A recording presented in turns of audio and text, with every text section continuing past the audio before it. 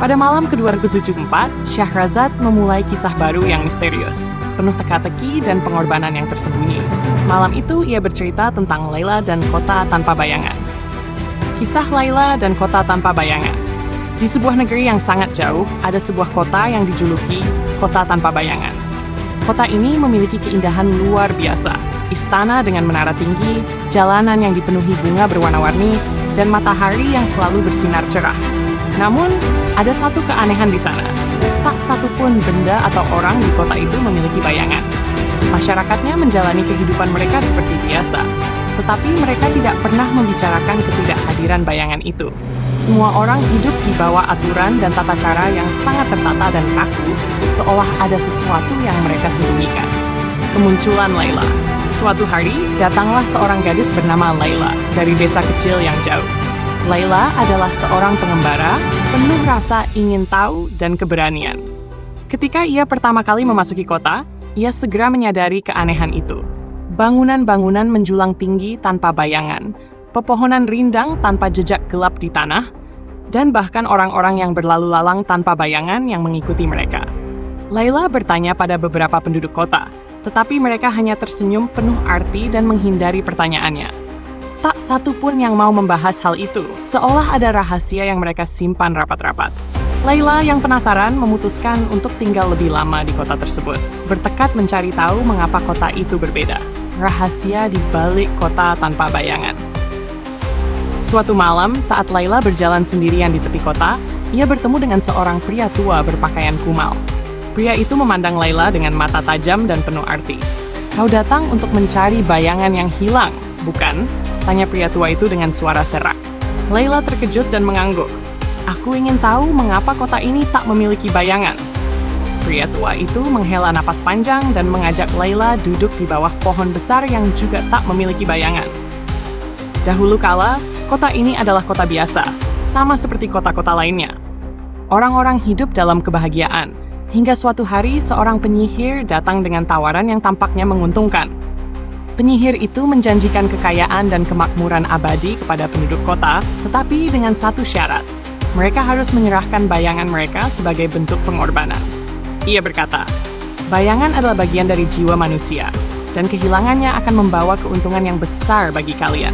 Kota ini akan hidup dalam cahaya tanpa celah, dan kemakmuran akan ada selamanya." Penduduk, tergiur oleh janji penyihir itu, setuju. Mereka menyerahkan bayangan mereka satu persatu.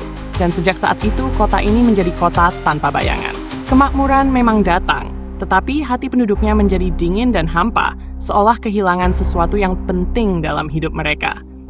Seiring waktu, mereka mulai merasakan kehampaan yang tak terjelaskan dan kesedihan yang dalam, meski mereka memiliki segala yang mereka butuhkan. Perjalanan menuju Gunung Bayangan.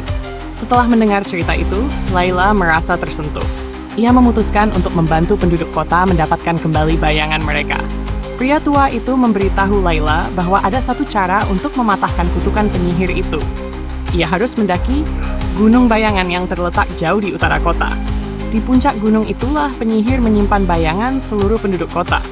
Tanpa ragu, Laila memulai perjalanan panjang menuju Gunung Bayangan. Perjalanan itu tak mudah. Ia menghadapi berbagai rintangan, dari badai pasir, medan terjal, hingga serangan makhluk-makhluk liar. Namun, Laila terus maju, tekadnya semakin kuat karena ia ingin mengembalikan keutuhan jiwa penduduk kota itu. Pertemuan. Saat ia tiba di puncak gunung, Laila melihat sebuah gua besar dengan cahaya redup yang memancar dari dalamnya. Di dalam gua itu, duduklah seorang penyihir tua dengan wajah penuh keriput. Matanya berkilauan dengan kekuatan yang misterius. "Apa yang kau inginkan, wahai anak muda?" tanya penyihir itu dengan nada menggema. "Aku datang untuk mengembalikan bayangan penduduk kota tanpa bayangan. Mereka telah kehilangan sesuatu yang penting, dan mereka layak mendapatkannya kembali," jawab Laila tanpa gentar. Penyihir itu terkekeh. Bayangan adalah bagian dari jiwa manusia. Sekali diambil, tak mudah untuk mengembalikannya. Namun, jika kau benar-benar ingin membantu mereka, aku akan memberimu pilihan. Kau bisa mengambil bayangan mereka kembali, tetapi kau harus menukarnya dengan sesuatu yang kau miliki. Laila tanpa ragu berkata, "Jika aku harus memberikan sesuatu dari diriku untuk mereka, aku bersedia." Penyihir itu memandang Laila dengan takjub. Sungguh berani. Sangat jarang ada yang mau berkorban demi orang lain. Pengorbanan terakhir. Penyihir itu akhirnya setuju untuk mengembalikan bayangan penduduk kota.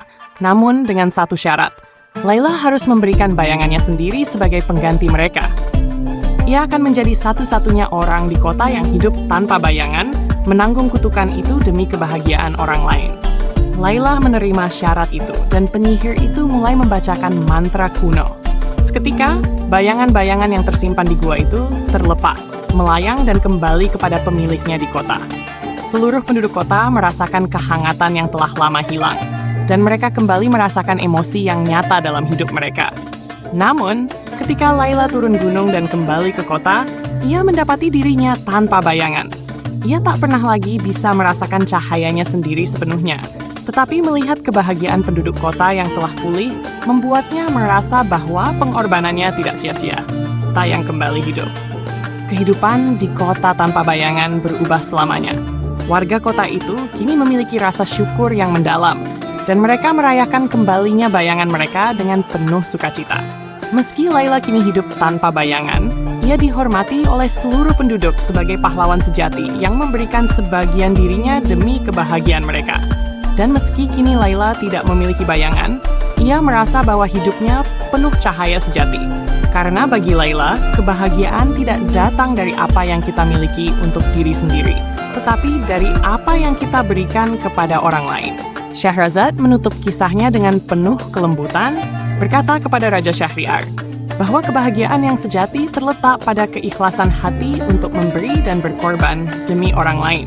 Syahriar, yang telah tersentuh oleh kebesaran jiwa Layla, memutuskan bahwa malam itu ia akan mendengarkan lebih banyak cerita dari Syahrazad yang penuh makna dan kasih sayang.